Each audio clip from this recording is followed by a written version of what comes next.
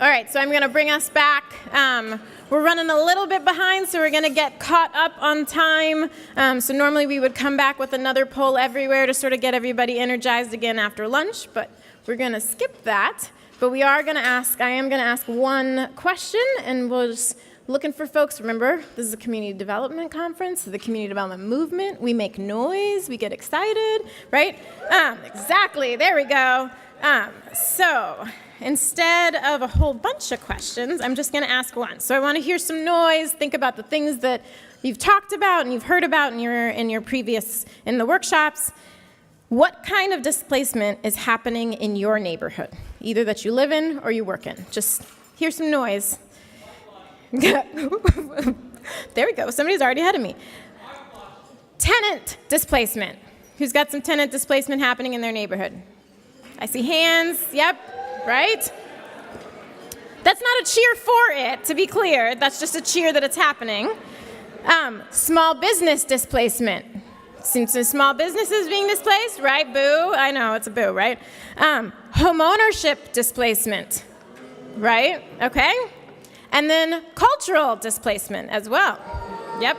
All right. So these are all some of the things that we've heard about, that we've talked about as part of the workshops. And we're going to bring Benjamin and Michelle Neugebauer up to give an award, but I also want all of us to kind of keep in mind all of those different types of displacement that we've heard about or that we experience in our communities and in our neighborhoods, because it's going to feed directly into the lunch plenary, which will be right after the award. Okay? So see me in a few.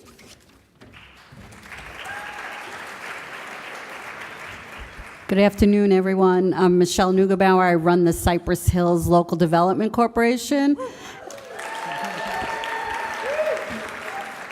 And I want to hear a lot of out-of-borough hooting and hollering for this awardee. So ANHD is pleased to present our 2018 Champion of Equitable Economic Development Corporation, Economic Development, not EDC, Economic Development Award to Northwest Bronx Community and Clergy Coalition.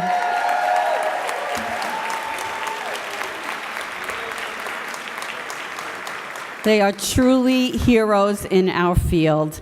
This award recognizes Northwest Bronx Community and Clergy Coalition for their cutting-edge work in programs and advocacy that promote economic opportunity and justice, including highly regarded and effective work on job creation, small business development, and quality workforce opportunities. And so Northwest Bronx Community and Clergy Coalition's work always begins with a simple premise. How can we bring together everyday residents, small businesses, and houses of worship to have real concrete wins, real positive impact on our communities, and how can those tangible wins lead to long-term solutions to move the dial on racial and social justice in our city? And they're doing it each and every day.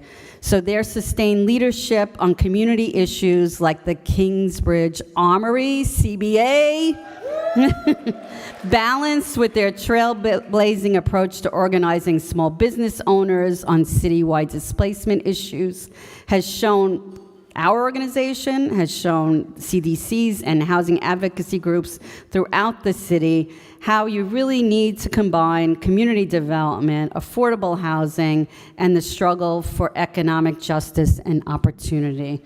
So they have a transformational vision for our communities that show how sophisticated activists and policy approaches can achieve local important wins and citywide victories. So on behalf of the Board of Directors of ANHD, thank you, Northwest Bronx, for all of your leadership. We stand with you in your commitment to maintaining the ownership of the Bronx for Bronx residents.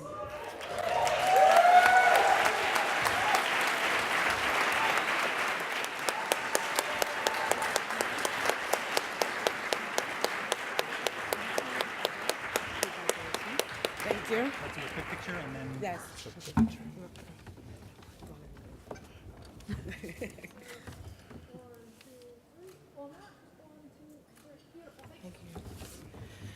Good afternoon, everyone. My name is Tisha Jones, and I'm the president of Bailey Houses Resident Council. Excuse me, I have some allergies going on here today. And a member and a leader at the Northwest Bronx Community and Clergy Coalition, one of our founding members of the ANHD. Our tenant association is working with the Northwest Bronx to address health and housing issues in our building and have supported our leadership to organize and to create change we wish to see within our community. On behalf of the entire membership, board, and staff of the Northwest Bronx, I want to thank ANHD and their partnership for lending their expertise over so many years, supporting our organization, supporting and organizing work, and helping us build more sustainable and equitable Bronx. We deeply value the opportunity and the work with ANHD and other partners, and especially appreciate the shared understanding that equitable economic development is deeply connected to affordable housing and the ability of our local residents to stay in our communities and to thrive and live fruitfully and productive lives. And we will continue to do this work in the Bronx and other areas. Thank you so much.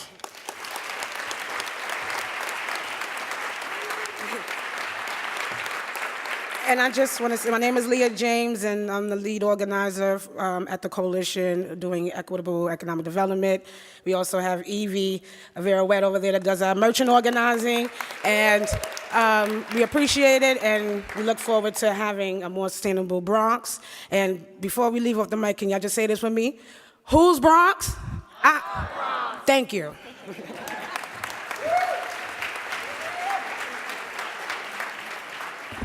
So I'm gonna get ready to bring up our plenary panel, and I want to introduce our moderator, and I'm very honored to do this. So I want to introduce Deputy Mayor J. Phillip Thompson, and if you'll forgive me, I very humbly will likely refer to him as Phil, because I know Phil from him being my professor, and now my mentor, and he has recently been appointed to be the Deputy Mayor for Strategic and Policy Initiatives for the City of New York. I had the benefit, and there's other people in this room, of getting to learn from him, work with him, and continue to sort of absorb all of Phil's thoughts and expertise and stories and experience when he headed Housing, Community, and Economic Development at MIT's Department of Urban Planning. Previously, he's held any variety of jobs, but he's served as the general manager at NYCHA. He was the director of the Mayor's Office of Housing Coordination under Mayor Dinkins. I'll also just a note, so we'll do open Q&A. This is a sidebar, but Phil is not the deputy mayor of housing, so just keep that in mind. Keep your questions focused on the things that these folks are talking about. Remember that. But also keeping in mind that we do have two different people who serve in government positions. There are various different things that are being litigated in the city. They cannot comment on those things. We all know that up front. Okay. But I think the most important thing to sort of say to this audience, as we all get to know Deputy Mayor Thompson in this new role, is that he really considers himself a part of the community development movement. That is something he would express. He is an activist and always has been in his work professionally, in academia, in communities, working with philanthropy, all of it. And he deeply, deeply believes in the power of organizing, which is not something that we always run into, right?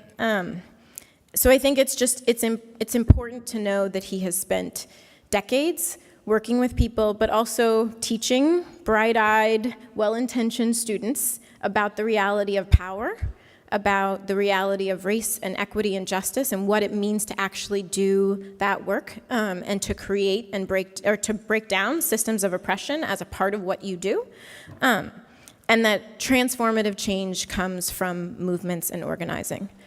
So I want to bring up and introduce Deputy Mayor Phil Thompson, and then also ask, go ahead. Yep, please. Thank you. And then I'm going to ask that our other panelists come up and join as well. So I'm going to thank you, Barika. You're going to be my timekeeper. Thank you, Barika. And let me tell you how I remember Barika. In the first week of class, she corrected another professor on his math equation. I was like, who is this? I just want to say something. I've been in City Hall for about 6 weeks, but for the 25 years before that, I've been teaching and organizing, and I just want to make one general comment. I think the issues we're talking about today are not New York City specific issues, they're national issues. Displacement isn't just happening in New York, it's happening all around the country. It's rooted in history, unresolved issues since the Civil War. It's rooted in the structure of the labor market and the structure of the financial system and the structure of property at the federal level and at the state level and not just at the city level. And as someone who came out of organizing in New York, we New Yorkers have a tendency to think we can fix everything on our own. We don't need anybody else. That would be a grave mistake right now. This is a turning point in this nation, and we have to organize nationally. I don't know if you know this, but there's a movement going on in Florida right now. The mayor of Tallahassee is running for governor. He came out of the Trayvon Martin and Black Lives Matter movement. There's a movement going on in Georgia right now. Stacey Abrams is running for governor. She's an organizer. She's running for governor. There's a movement going on in Maryland right now. There's a movement going on in Pennsylvania right now. There's a movement going on in New Jersey right now. I spent the last year and a half in Alabama. There's a movement going on in Alabama. There's a movement going on in Mississippi right now.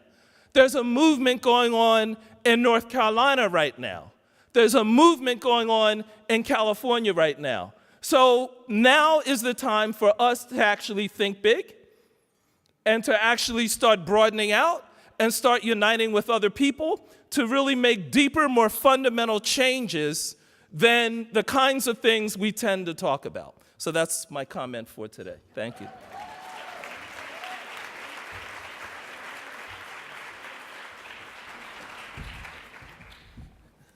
So why don't each of you take 30 seconds to introduce yourselves?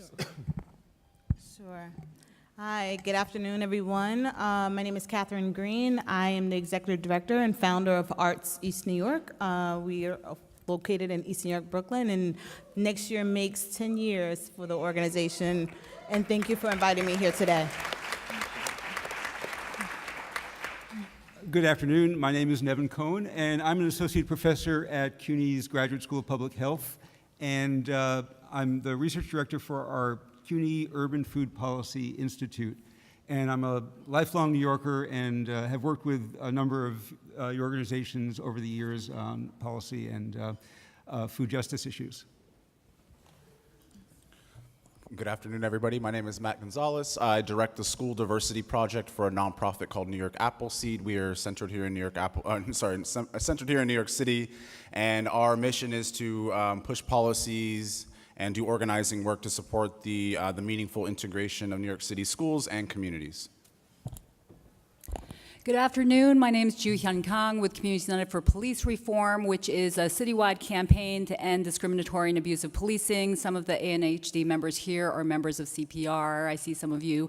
And we do work that combines different strategies, including organizing, litigation, policy work, and public education to try to end discriminatory and abusive policing.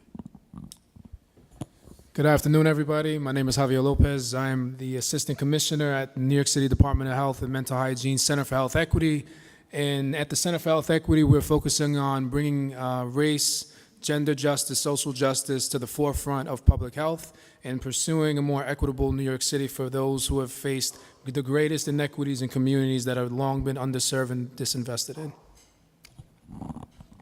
Okay, thank you. I'm going to ask ask some questions of each of you to kind of kick us off, and then at the end, I think we'll have time to have some questions from the audience. But I'd like to start with Nevin. And Nevin, you've written about how food culture, food prices, retail space, supermarkets, ethnic foodways, and community gardens play an important role in gentrification. I have two questions for you. How can we think about creating food policies that stabilize local food environments in order to resist food gentrification and displacement? That's question one. Question two, I believe the Department of Education bought 190 million meals last year. How can the city's public food procurement make a difference in the system? So those are the two questions. Great questions. Thank you. So there's been a movement around green gentrification that you may have heard about, but there's less thinking so far about food gentrification, but it's gaining traction. And so how does food play a role in gentrification? I'd like to focus on two ways. One is that foodie establishments can be gentrification's leading edge, signifying that a community is ripe for investment, ripe for affluent people to move into. So does anyone know the Chipped Cup Cafe in Harlem? It was opened by a real estate broker, and it got below market rent in a building where the landlord wanted to attract affluent residents. That's one example. A second example is the Whole Foods effect. Real estate researchers have found that a Whole Foods or a Trader Joe's can increase the property value surrounding their stores by 17.5%. And so food can play a role in gentrification, and gentrification also displaces food retailers, creating food mirages, grocers and restaurants that are unaffordable, unfamiliar, and unwelcoming to existing lower income residents. And this sort of happened on 125th Street, where our school is located.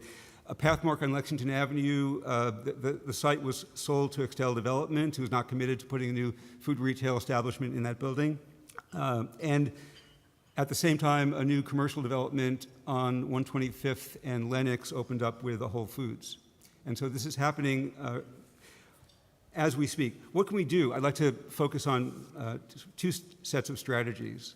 But I want to also shout out to Armando Moritz Chapelican, who's been organizing small business people to really fight against displacement and rent increases. So organizing is one key strategy, but rezoning and redevelopment policy should be reconfigured to avoid the unintended consequences of food gentrification. And that involves making sure that the environmental impact assessments and ULURP reviews actually consider the potential for secondary food displacement, zoning innovations like the Upper West Side text amendments that limit commercial frontage or other strategies to protect small business sites, and changing food retail financing programs like New York City's Fresh program so that they support community-based food retail like food co-ops, buyers clubs, and smaller food retailers.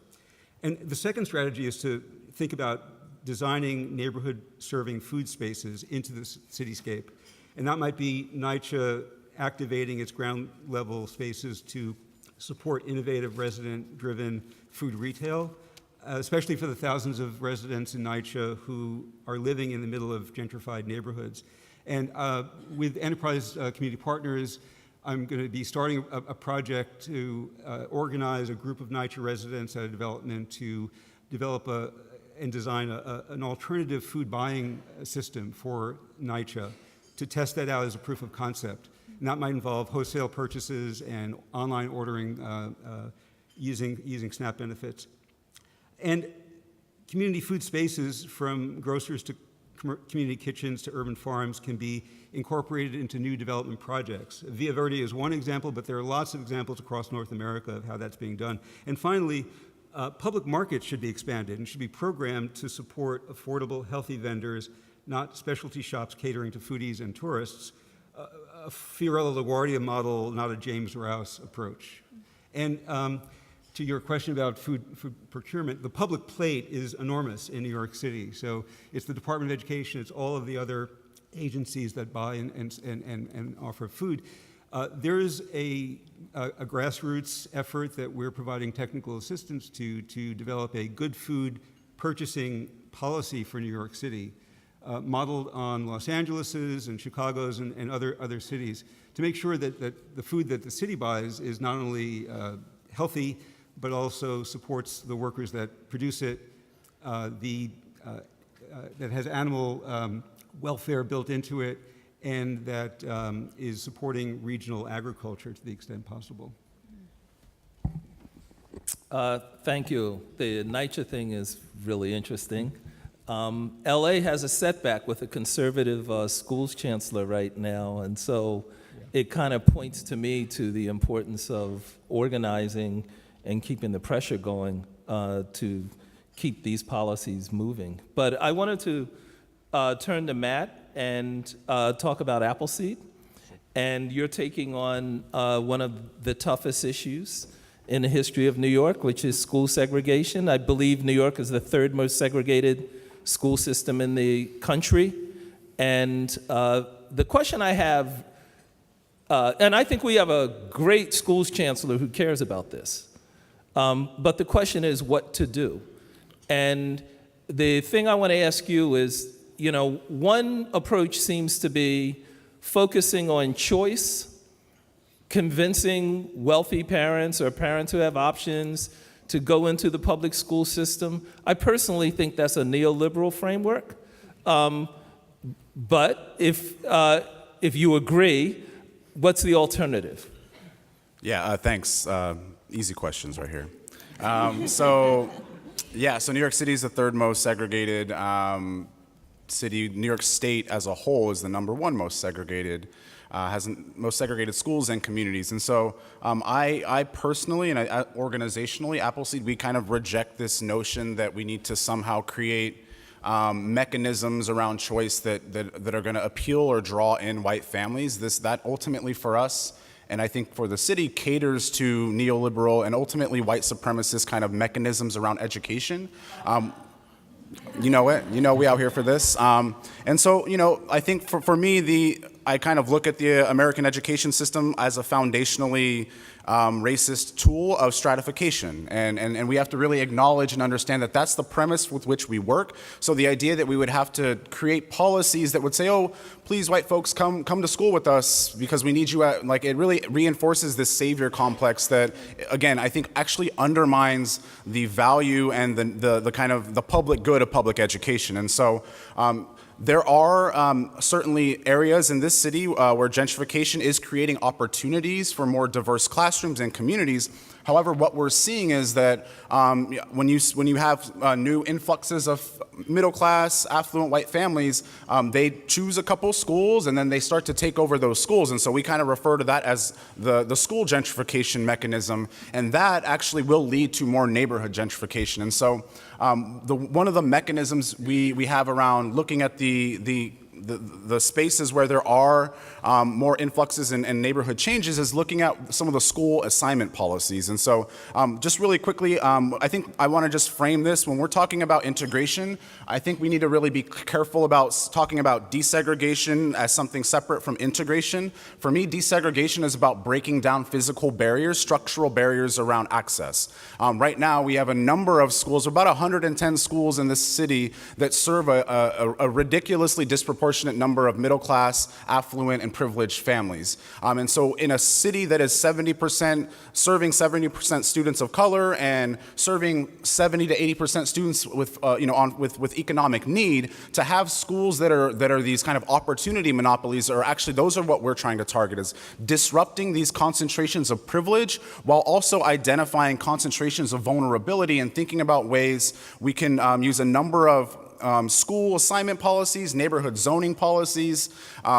There's a lot of mechanisms around PTA funding and other forms of resource allocation that are really present to this. But so when we're thinking about gentrified neighborhoods and schools, what the Department of Education has designed is what's called a diversity and admissions pilot, which is just kind of a ridiculous name. But the way we've really thought about it is actually serving as an anti-school gentrification mechanism. And so they set set in these kind of what is crudely referred to as like set-asides, and saying that we're going to make this number of our offers to high-needs families that are in these particular categories. And so that basically kind of sets a backstop on how many privileged families can be served in a school.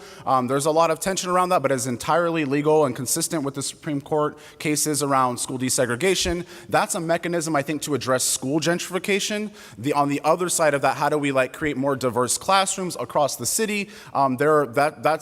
That's a much longer answer, but there are some mechanisms around housing mobility that we need to think about. But on the school side, it's really just about identifying mechanisms of segregation. We have a handful of specialized schools that are serving literally no black and brown kids. And the suggestion that we don't have brilliant black and brown kids in the city is racist and classist. And so we need to identify those mechanisms at these specialized schools. We have a number of screen schools, which basically have academic behavior, attendance, other very indicatively and historically racist measures to identify who gets in and who doesn't. And so our position is remove these barriers to access as a starting point, and then we can also think about neighborhood rezoning. The district lines were drawn by the state 60 years ago. They were drawn by racist white folks to maintain racism and to maintain concentrations of poverty and privilege. So I think there's talk with the state on how to redraw district lines,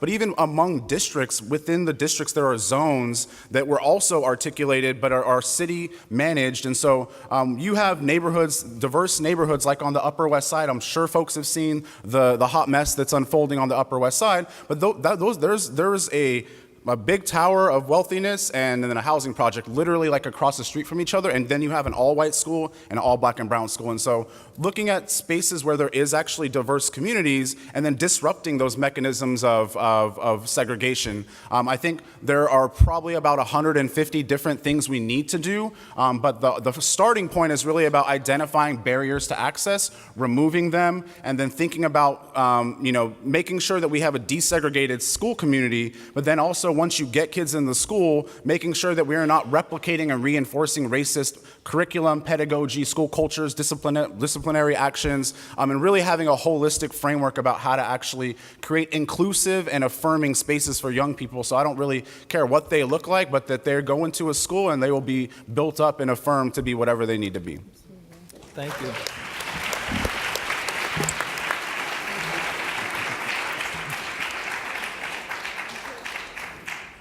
So is it Joo-Hyun?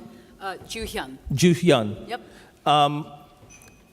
There's a lot of tension all across the city in neighborhoods that are experiencing gentrification, and a lot of folks resent it. And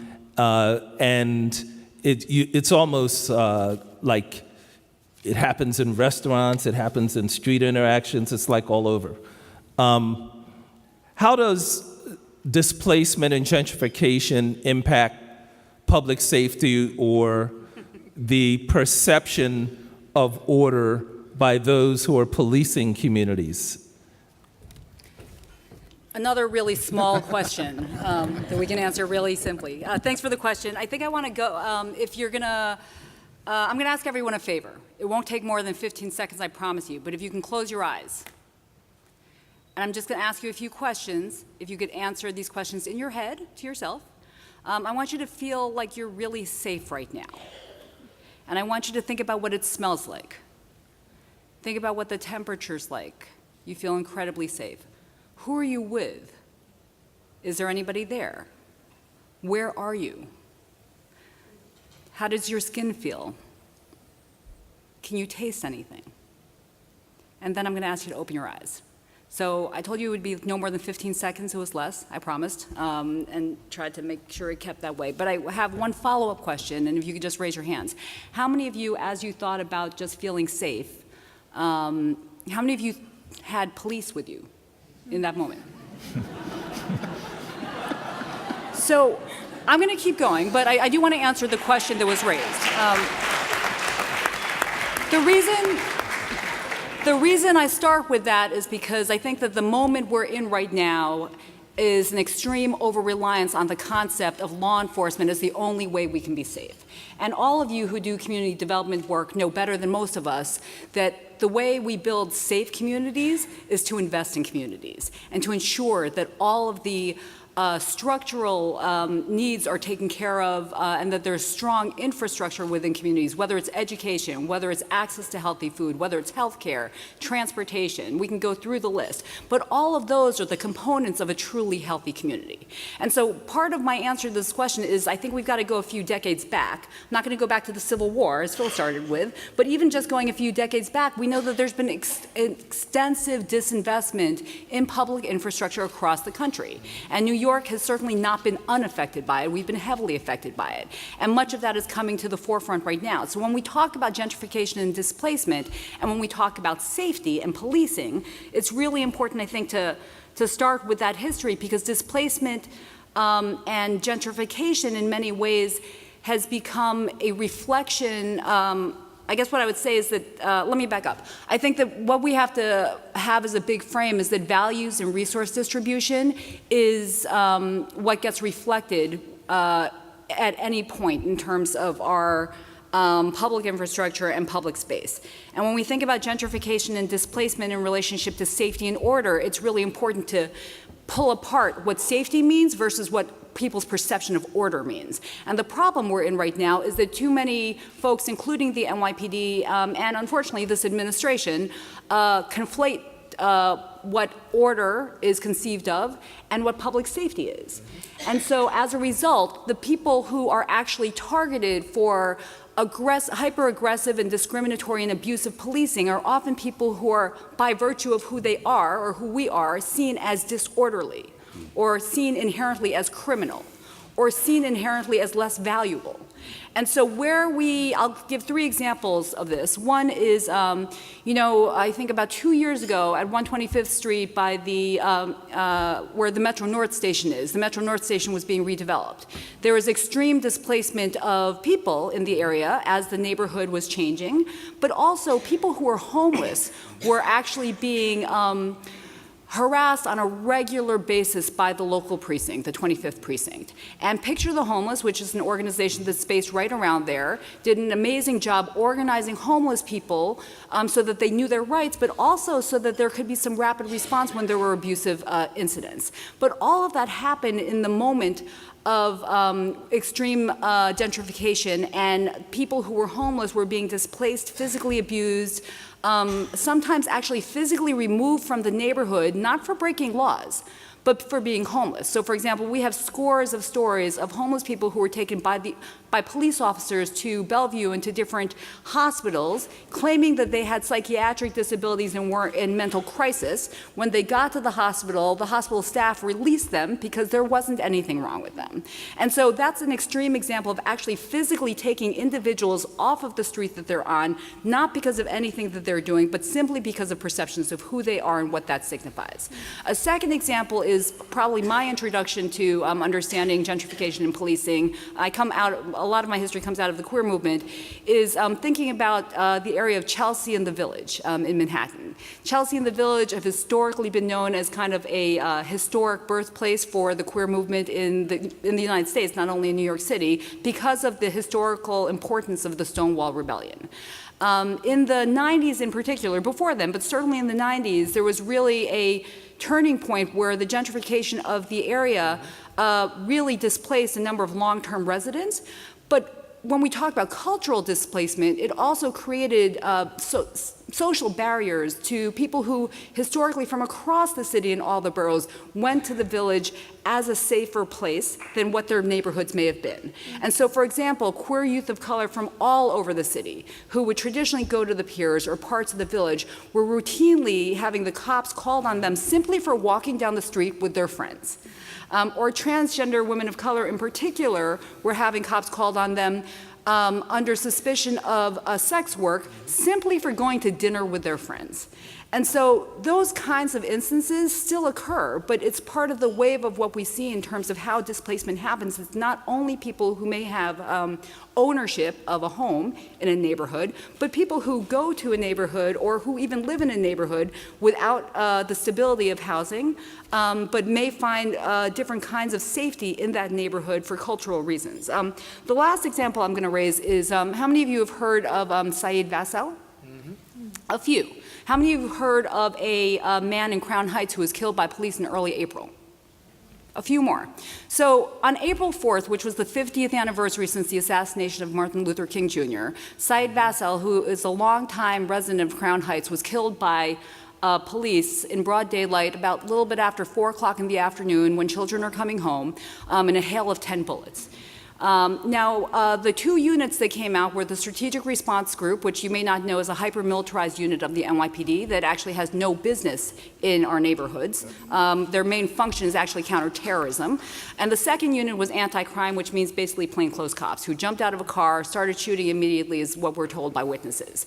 What happened directly after that incident was within 24 hours, 48 hours maybe, the NYPD put out a very slickly edited videotape edited video of what they claim happened. The problem is that that's actually, the video is not of what happened, it's of Syed. There's questions as to whether or not it was of Syed that afternoon or not, but in any case, I'm raising this because it put out immediately an image of Syed as somebody who actually deserved to be killed in the public mind. So that the jury, the public as the judge, as the kind of jury in this right now, since there's no criminal case quite yet, has a belief that, might have a belief that this was a tragic incident and shouldn't have happened, but Syed shouldn't have done what he did, X, Y, and Z, and others just have wrong information right now. The reason this is relevant to gentrification is that the administration claims that the reason cops were called to the scene were some 911 calls where individuals called 911 and a few of them said, we think that there's somebody who's on the street who may have a gun. It looks like it might be a gun. Most of the calls did not say there was a gun. None of the calls said that this person was shooting, and none of these calls necessarily said that there was immediate danger. So I really want to impress that upon you because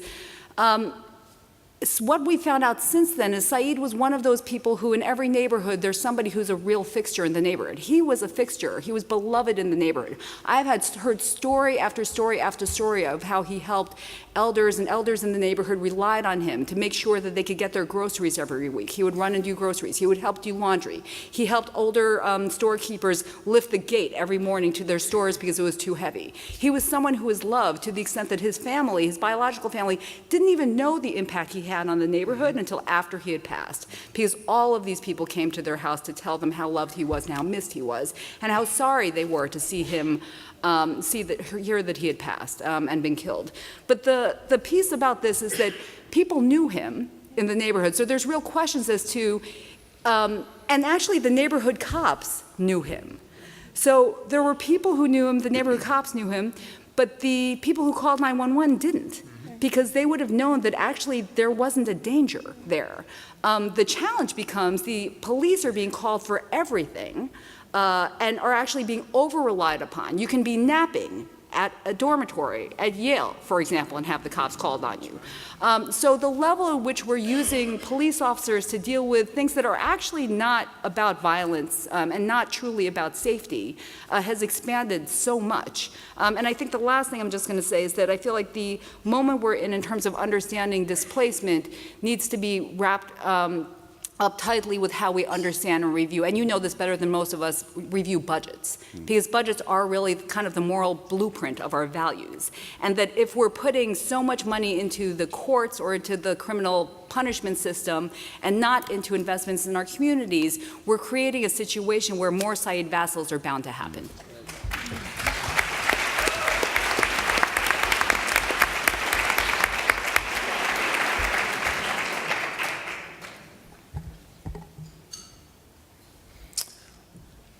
I spent a lot of years in Crown Heights, and some things haven't changed. Yep. Javier, you're with the Department of Health, and the New York City and Alameda County, California Departments of Health are regarded as sort of the most progressive and forward-looking departments in the country. And I know that you all have put a big emphasis on racial justice and social justice and its connection to health. So I want to ask you why. And the second question is, I want to ask you, what are these new neighborhood health action centers that the department is setting up around the city. Sure, and just to commend, just to co-sign my colleague, Brother Saeed, we were out there and experiencing as the health department, as the Center for Health Equity, and sitting with the family, and one of the things that, you know, everybody from the Nation of Islam to a lot of the organizers out there said to invest in community-based organizations so that they can be the ones responding to emergencies because they know how to respond better than calling NYPD. So when we talk about investment, you invest in the community that can respond. And that's something that I'm actively, you know, advocating for in government to see happen because there's more money to be pushed to see that work come to fruition. So, yeah, I'm privileged to be at the New York City Health Department working under Commissioner Mary T. Bassett, who's really, if you look at the commissioner's history and her writings and her advocacy in public health, has really made the connection quite clear that if you're African American or Latinx or you come from a specific zip code, you're going to have health inequities that are going to differ exponentially than white folks. So being a New York City lifelong resident, you know, I know when you take the number 6 train, because I used to take the number 6 train my whole life, from 96th Street and then you go to the South Bronx, you see an immediate change and you start seeing people come in with wheelchairs, you start seeing people that are, you know, definitely suffering from drug dependency, and then you cross 96th Street and everything is all good. So, you know, as for a very young age, I understood that, you know, where you live and when the color of your skin and what your background really what determines how healthy you are. And at the New York City Health Department, you know, we've really, over the last 3.5 years, made that connection clearer. You know, Dr. Bassett has invested in internal reform for our 6,000 employees in our agency. We have an initiative called the Race to Justice Initiative, which really highlights the fact that, you know, a lot of the white folks that do the research in public health have absolutely no idea that their problem statements are problematic, that their interpretation of the data is problematic, that the maps that they put out there are problematic because it gives no solutions. So we're hoping, and this is a hope, because, you know, we're rooted in academia through these trainings, that individuals will start acknowledging the fact that race has to be at the forefront of their work, that your initiatives have to be based on providing solutions, not only from a harm reduction service standpoint, but looking at quote unquote what we call upstream, the preventative aspect of it. So the steps that we're taking hopefully will manifest itself in our research and our programming, and hopefully will be a recruitment tool for the progressive folks who have looked at the Health Department of Public Health as not as a vehicle, but maybe as the vehicle for change. That's what we're hoping for. In regards to the neighborhood health action centers that have been invested in for this administration, it comes out of the Center for Health Equity. My colleagues are the leaders of those buildings. We have 7 buildings throughout New York City that are classified. Well, 3 are classified, I'm going to get all bureaucratic. 3 are classified as neighborhood health action centers, or 4 are soon to become neighborhood health action centers if the funding is right. But they're based out of 3 specific neighborhoods, Tremont and Morrisania in the Bronx, East and Central Harlem in Northern Manhattan, and then Bushwick, Bed-Stuy, and Brownsville in Brooklyn. And these buildings were a part of the New York City Health Department's portfolio for over 40 years. How many of you have walked around New York City and seen a health department building and said, I've never gone in there? Like I used to go there for like dental or like the free clinic and things like that. So I grew up between the Bronx and El Barrio, East Harlem, so I would go to the building on 115th Street. And that's one of the neighborhood health action centers now. So the concept of it is, you know, creating an opportunity for community-based organizations and clinics to apply for spaces in those buildings. So when we talk about displacement, you talk about, you know, the lack of opportunity because of the rent spikes. You know, Mary Bassett gave us the opportunity to rethink these buildings and how they can be opportunities for those CBOs and clinics to occupy, you know, municipal building spaces and provide services. Now, it's not the most ideal situation because they still look like municipal buildings. And, you know, we were having some, I do a lot of work in the anti-violence, gun violence, cure violence spaces across New York City. That's part of my portfolio. So the CAMBA group, BEVO, what we work with in Brownsville, we had a response, a shooting response. And that shooting response took place with my colleague, Dr. Torian Easterling in Brownsville. And the feedback that the brothers from BEVO and CAMBA told me is like, we always walk past this building. We didn't know this building space is for us. So our challenge, Deputy Mayor, and looking at you as an ally, is how do we, you know, give people their spaces back? And our neighborhood health action centers are their spaces. They're municipal tax spaces that were funded and were developed by the people in those neighborhoods, but they don't feel that connection is there.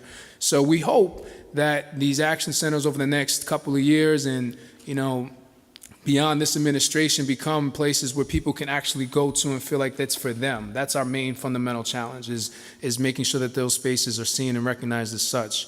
But we're looking for community-based partners to help us see that through. I think the investment strategies in the public sector are not necessarily the most, mobile. My 3.5 years has been a crazy education about how hard it is to get things done. So the more that as a community we can be discussing like what our investment strategies are to really see people out of oppression, the better the health department and other municipal agencies can be, because we make investments without really going and discussing how those investments have an impact, whether it is pushing towards displacement and gentrification. Are we doing that? That's a question that I ask all the time with the public health work that we do when we talk about like farmers markets and green carts and fruit stands. Like, are we creating those mechanisms that says to that business owner, that realtor, like, oh, okay, now it's time to put in our nice little teacup spot. I think about all those things at the same time. So that's how we're responding currently.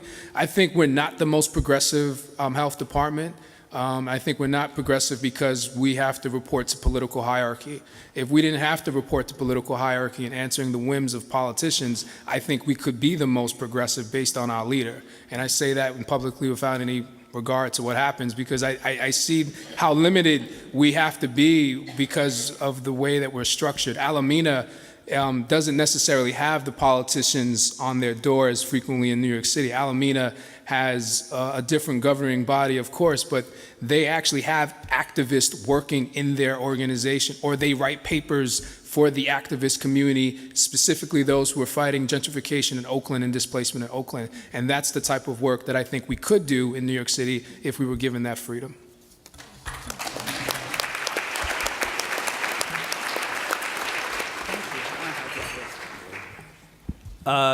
Before I call on Catherine, I would often hear similar things said about Obama when he was president. And I would say this, that elected officials are not emperors.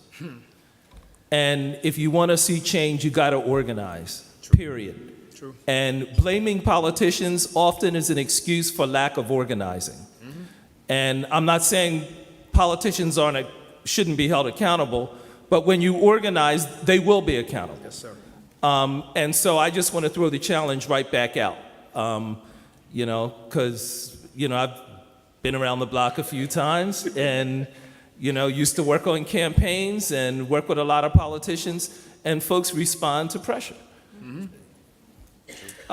So here's one of my heroes, Catherine Green.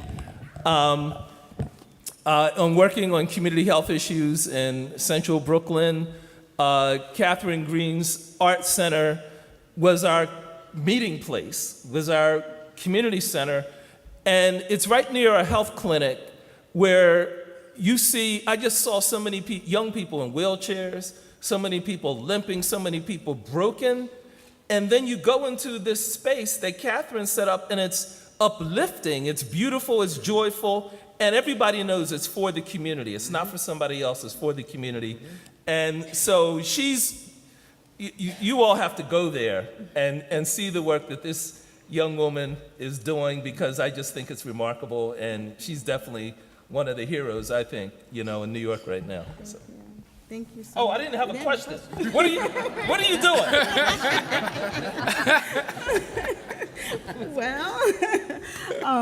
Well, yes, we are doing a lot. Thank you so much for those compliments. And it's interesting, before you introduced, I was going to start my talk back about how I started the org, and it's just how I started the org. When I started the organization in 2009, and I really did it for very selfish reasons. I was taking my children outside of the community for any arts access. I come from a background in arts and fashion design, and in East New York, was constantly going outside of the neighborhood.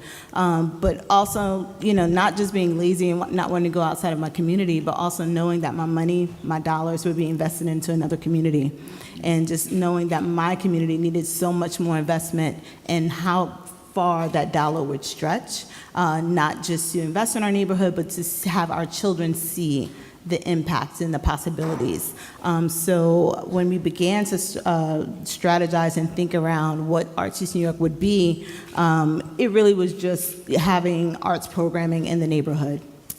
We started to formulate our very first event, which was called Artsplosion, which will be 10 years old next year.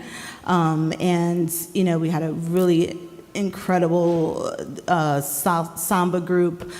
We had a modern dance group. We had a cellist. We had all of these wonderful things to bring to Gershwin Junior High School right there on Linden Boulevard. We had a $50 grant, $50 from Citizens Committee for New York City. And they were incredible supporters ever since. They gave us a lot more after that.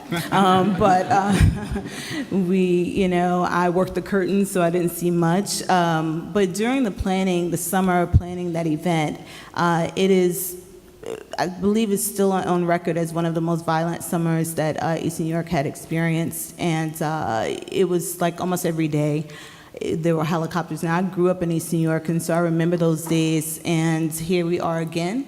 And it just really in the pit of my stomach was, I knew the arts are transformative, I knew the power of them, but like we need, right now, we need folks to deal with this. So I partnered with some other groups, New Yorkers Against Gun Violence, the Million Mile March, who does federal national work. We also partnered with the local group, Mr. Kevin McCall, who is working with Reverend Sharpton right now. But Kevin provided monies to help families bury their children due to gun violence at that time. And, you know, just the need to do that was tremendous. And he brought the mothers of some of the victims to the event. And so between each performance, we would have a group come out and talk about how to start your own chapter, not waiting for any local politician to do work for you, not waiting on the precinct commander to come and do, like, what do we do right now to help ourselves? How do we use our gifts, talents, and abilities together to make change in our neighborhood? And what happened when the mothers came out was so transformational in that room. We brought up about 300 people to Gershwin on that $50 budget. And again, I didn't see much because I was backstage and working curtains, but I felt the energy and I felt the entire, almost felt like to me the planet shifted. And I saw the transformational power right then there of the arts in that room, in that space. So it wasn't our mission. We didn't set out for that to be our mission, but from that day on, it became our mission. Stories came out of the young man in Starrett City who was, you know, taking a picture for his baseball team and was shot in the head. He lumped over. And stories came out of a young man that attended Gershwin. His uncle had just been incarcerated for, you know, gun violence. So all of these things started to dredge up from the audience, and the urgency started to come about, and people began to talk, and people began to figure out stuff on their own. And for that, it really motivated me, like, how can I keep doing this? How do we center, make the arts the nucleus? How do we continue to attack these different issues? And here today, you know, we stand with a really great arts space in the community, but we also take back space from the community, from the city as well. We did an initiative in 2015, which we partnered with the New York City Economic Development Corporation, which was a fight, but we did receive a pilot program for 2 vacant lots, 10,000 square feet apiece, to do a shipping container model where we retrofit them and we turn them into storefronts for local East New York entrepreneurs, folks who have been working out of their homes for years and not really able to go into a brick and mortar, or looking for their first, you know, just an opportunity to try out their business model. Folks who needed to roll back. We had a group, Super Wings, who had, if anyone remembers Super Wings in Brooklyn, she had, I believe, 3 locations, and by the time she opened that Renew Lots, she was closing her last store due to gentrification, and Renew Lots gave her the opportunity to still do a pop-up model, raise her money, get her capital together, and she now has a location in Trinidad, and back in her home. You know, it was an incredible opportunity for artists, local East New York artists in our neighborhood. We provided shipping container studios to really try out their work, make sure that they market it, incubate them, show them how to, market themselves, how to get into galleries, where do you want to put your works, all of that, and it gave those folks an opportunity to explore. So our organization really fights for those resources in our communities. As an arts organization, we find ourselves in the same boat as our residents, our neighbors. We find ourselves in the same boat as our small business owners. I sat in a meeting at the borough president's office around 2015, around that time, about 2015, with a slew of other arts organizations, large organizations, quadruple our budget, and they all were talking about East New York and Brownsville, and the need to go to the frontiersman mentality, the need to go and service the underserved communities. We, in this conversation, and I'm sitting there, I'm the one of 5 people of color, maybe 5 in that room, and I sat there like, I didn't think about my organization being displaced as well. And it was so wonderful that the borough president walked into the room and he immediately said, I know what's on your hearts and minds, and if you all are thinking of going into neighborhoods like East New York, Brownsville, out east, that you, Catherine, stand up, that you speak to this young lady, that you work on partnerships with these groups in these neighborhoods before you go in and stake your claim and plant your flags. And it was such I had never even met the man before, so how he even knew my name was a absolute relief. But and not to say that it's a savior, he saved me, but it just really, I had not been thinking in those terms. I've heard stories of, we have students at the Brooklyn Gardens School, which is up the block from us right now, and they help us work on murals and things like that. And one of the little boys in the classroom was constantly late or having to leave early or was always having issues. And so we looked to the principal for some answers and his teachers and found out that his mother, who worked, I believe, for the city, they had to move into a homeless shelter in the Bronx. And she loved the school so much because its programs were so strong, and then our program was so strong, and he just was so engaged. She bused him every morning to East New York.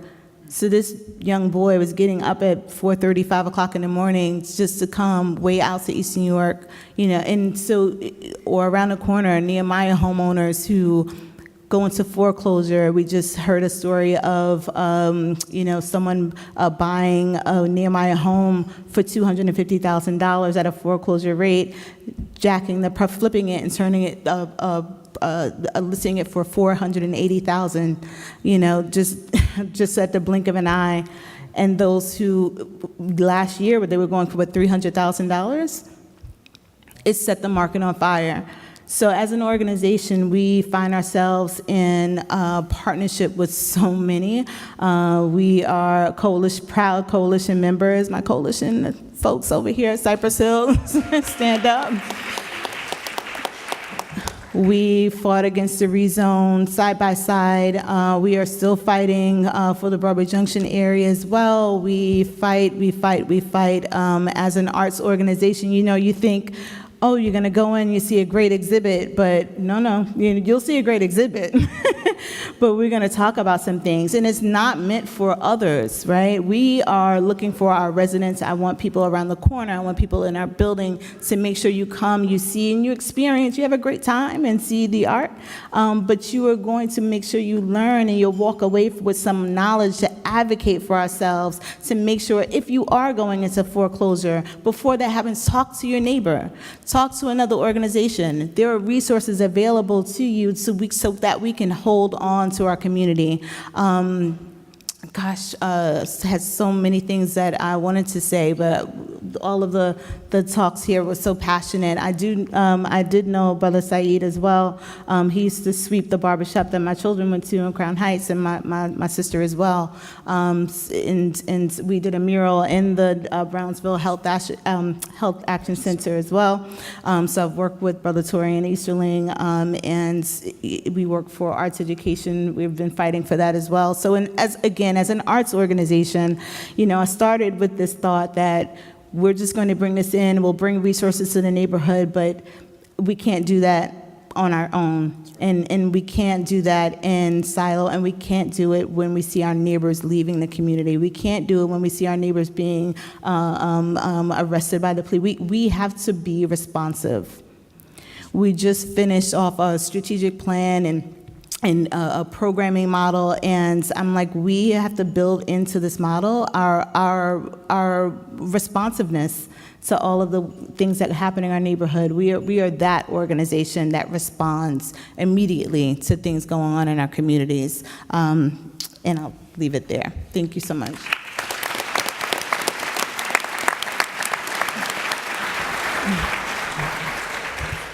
So I have one question for the panel, and then I'll open it up for a Q&A. And my question is, are we going about organizing and advocating in the right way?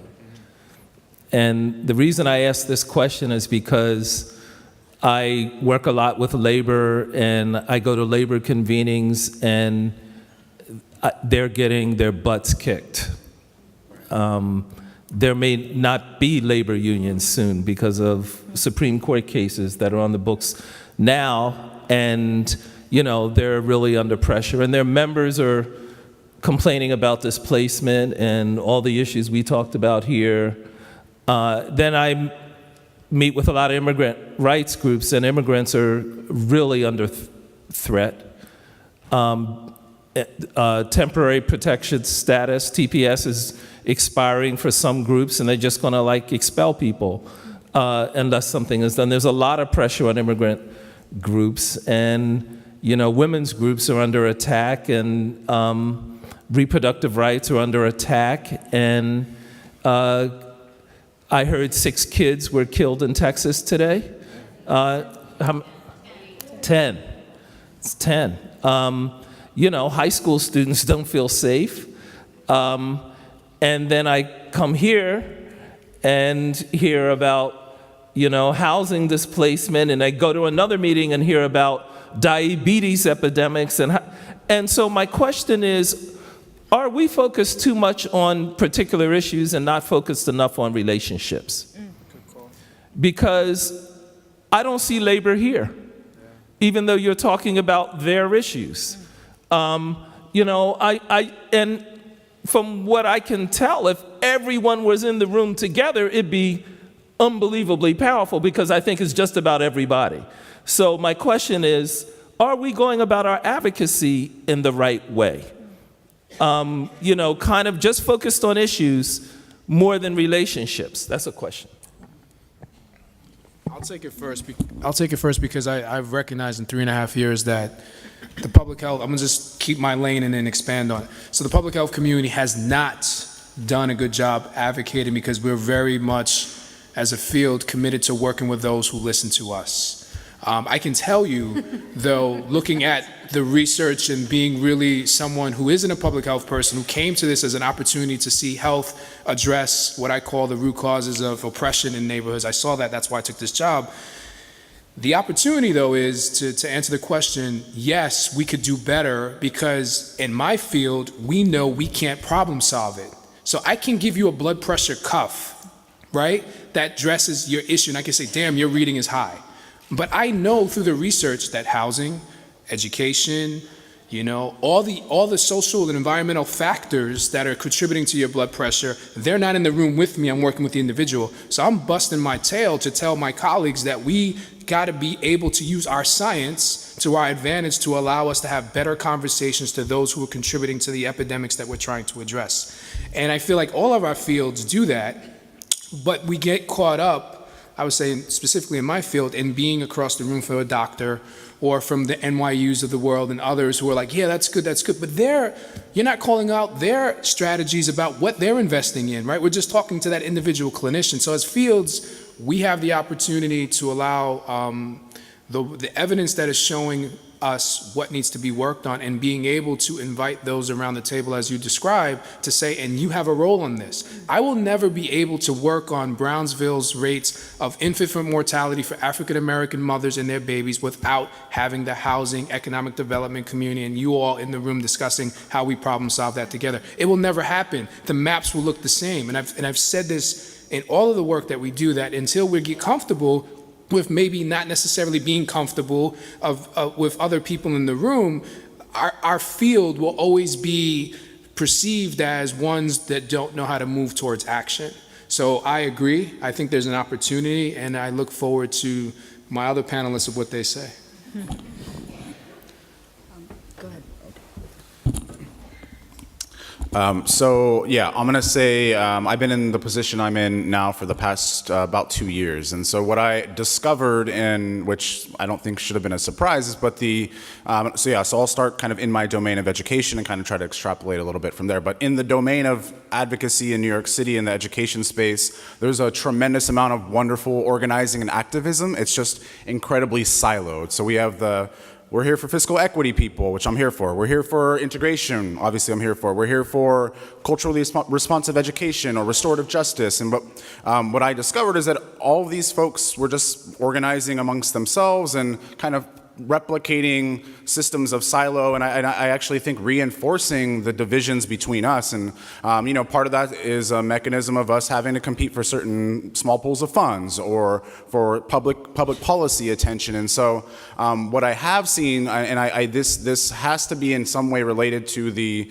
administration and just the various forms of attack on all of our communities, is that I've seen a lot more interest in all of these kind of historically siloed groups, a much broader willingness to build coalitions and to collaborate. And so, at least in the education space, some of the kind of the historic organizations that have done fiscal equity work or that have done curriculum and pedagogical work have started to build their capacity to work with folks who are committed to integration.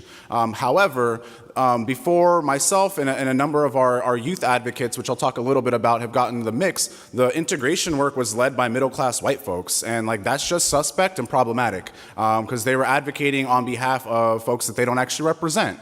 And so there was a reason for folks in this space to be like, we don't know about those people. But so what we've done is a big piece of the work that we do, and I'm a former educator, and so everything that I do with my policy and advocacy work is kind of centered in developing people around me and making sure that if I were to be abducted by aliens tomorrow, the work would continue to move forward and can live beyond me. And so we have a program called Integrate NYC. It's a group of students from across the city. Every single borough is represented. About 100 to 150 students meet every month and form a youth council to talk about the issue of segregation and how the various ways segregation impacts them. And so historically, integration policy has been about student assignment. We just want to move bodies, and that's all we really care about. For us, because our work with the students is so centered in their realities and narratives, they're like, yes, we want diverse classrooms and spaces, but we also want decriminalized classrooms. We also want classrooms that are not whitewashing history and creating curriculum and pedagogy that are honoring our identities and communities. We also want schools that are equitably funded, and so they've designed this framework called the 5 R's of real integration. So one's about race and enrollment, second thing's about resource equity, the third thing's about relationships, about what's happening in the classroom, the fourth piece is about restorative justice, and the fifth piece is about teacher representation. And so this broad framework, which the students have defined as they're like, if we're going to integrate schools, it has to be done through these kind of 5 impact areas, and if it's not, it's entirely insufficient. That framework has helped us build on-ramps to different organizations, different collaborators, and so I guess my point is that I do a lot of adult organizing, and that's like part of the work and important and necessary, but adults are problematic. Adults are compromised. We are slave to capitalism, and we are going to continue to replicate those mechanisms.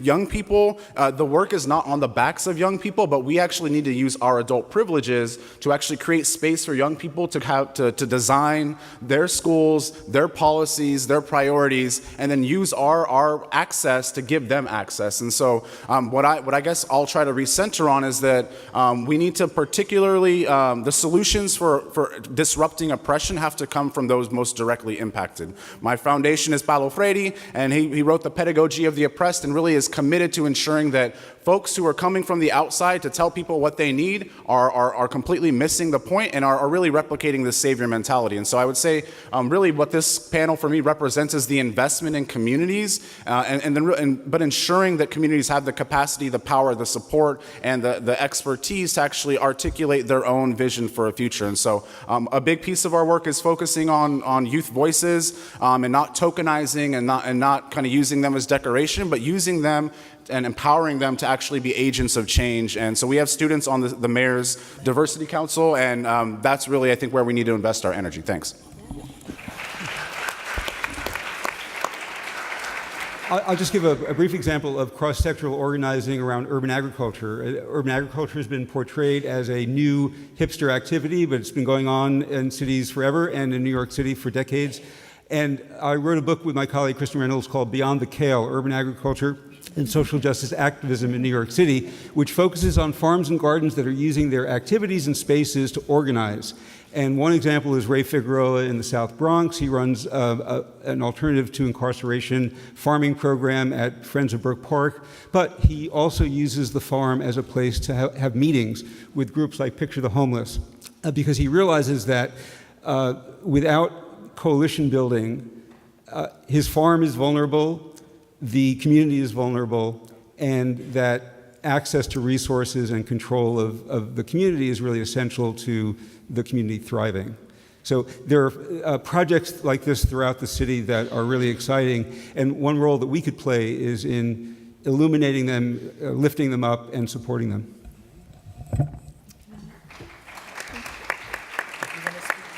Yeah, I just wanted to go back to the moderator question, because I feel like it's really intriguing, and I agree and I disagree, meaning that I do think that it's important for us to be very multi-issue in terms of how we think about change and how we do organizing, which is what I think that part of what you were implying, that we might be too single-issue focused. And I do think it's also about relationships, but there's no way to talk about this without actually also recognizing that the resourcing for community organizing in this country is abysmal. It doesn't exist. And so if I just take the example of policing, there are 5 police unions in New York City. 5, not 1, 5 police unions in New York City, and the NYPD. So the opposition around police reform is incredibly well resourced. There's a huge, actually, coalition of groups that we work with on different pieces of addressing or trying to build up police accountability. Many of them, and the vast majority of them, their primary work is not around police accountability, but they represent different constituencies, whether it's young people or LGBT people or residents and tenant organizers, et cetera. But I think that there is a issue where folks lump organizing together with everything, and I actually still think that organizing is a particular type of strategy. So problem solving is part of organizing, but is not the same as organizing. And when we're talking about organizing, I think we're talking about building the power of directly affected communities to be able to create and install and achieve and win and sustain the solutions that will make long-term systemic change. And that's what's actually not being invested in across the board. I'm not talking about government investment, I'm just talking about broad investment, and that's actually an obstacle in terms of us being able to move this stuff forward, which is beyond whether or not we've got the relationships or the intersectional analysis on this. Yeah, just really quickly, I'll also add the youth. Really is extremely important. We did a documentary on the Renew Lots initiative. We filmed it in a open setting outdoors at one of our events. There was about a couple hundred people out there, and there was a young man who was an apprentice, was in our apprenticeship program, and he said on film in reflection I didn't think that Black people could do anything like this. And the entire audience gasped. And I took that as, because we were doing so much in this one initiative, it was addressing so many things, I just took, I knew exactly what it meant. And I knew that power, he didn't realize that power existed within him, and it just exploded within him. He's done a million things now. We've been working with him. But what I'm sorry, I just wanted to bring up, now we are working with our youth, him as well. We just took a group of 12 kids down to Cuba, and to see exactly how communities that have been cut off from resources have been able to survive and sustain over the years, working together. Just in our youth program, they communicate with kids all over, from Oakland to New Orleans to San Francisco. We're working with a group in Memphis, Tennessee right now, and they communicate via Skype or whatever, so that they can learn together that things that are happening in your community are not just happening in your community. And if they're happening over here, they're happening over there, how do we together connect these dots and create our own way out? And so it's an incredible, not way out, I should say, going from within, digging within, and then making our own way and our own path, and not allowing anyone else to dictate that for us.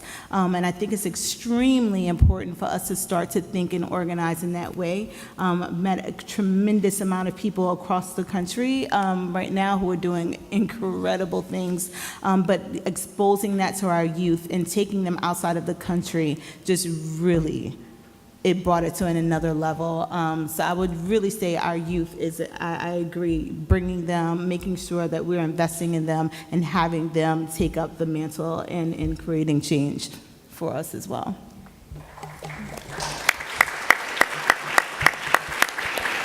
I think we'll have time for one question. I just wanted to make one comment, and that is the women who organized this recent electoral victory in Alabama were Black women mainly, overwhelmingly.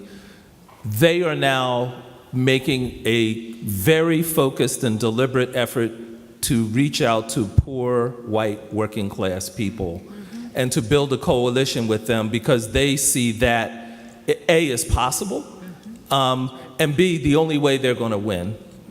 Also, the undocumented students made a concerted effort and took a bus tour from the West Coast to the South to meet civil rights leaders. And if you go to the new Civil Rights Museum in Birmingham or in Memphis, the entire final wing of those museums is dedicated to undocumented students and people, and it is the Black civil rights leaders who are saying the undocumented struggle is the struggle of the civil rights movement now, and a continuation of the Black struggle. And so you begin to see these people coming together, which is why I asked the question.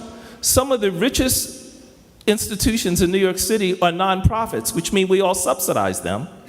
I have never seen a movement of organizations across all of our issues saying, what's up with that? Some of them are paying their CEOs $5–10 million a year. We're all subsidizing them, and then all of us complain about lack of money, lack of infrastructure, all true, but when have we ever united to do something about that? So that was my question, which is still a question. Those are not organizing. When are we going to do something about that? Okay, we have time for a question in the audience. Yeah.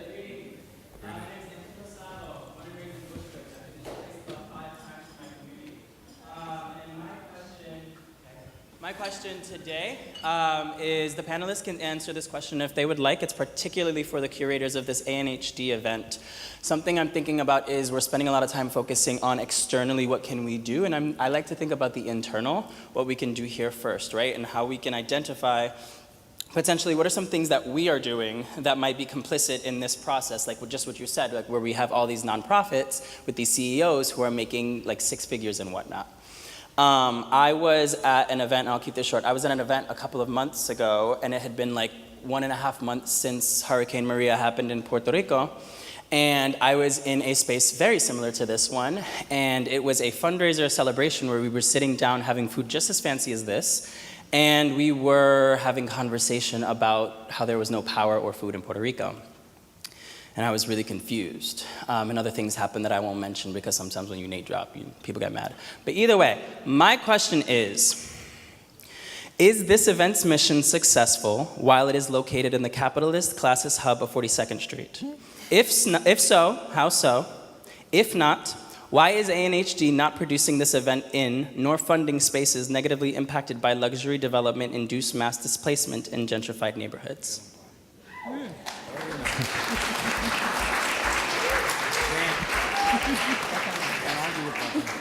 Since no one on this panel is with ANHD, should I just say we're done with the panel and leave it to you to answer that question?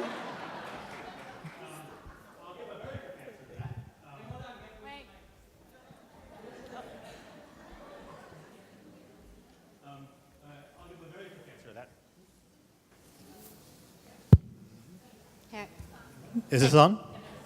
So I guess my quick answer to that, if you look at the board and the membership of ANHD, we're all neighborhood-based not-for-profit organizations that are involved both in bricks and mortar development and doing community-based work and doing services, but also in organizing and activism. And so ANHD as an organization really tries to mix all of those things together in a rather unique approach that both recognizes that we need to have partners around the table that can help to sort of help us to bring the resources to actually invest in and do a lot of the sort of the physical and program work in the neighborhoods, because you need resources for that, but that we also need at the same time to be building a transformational movement.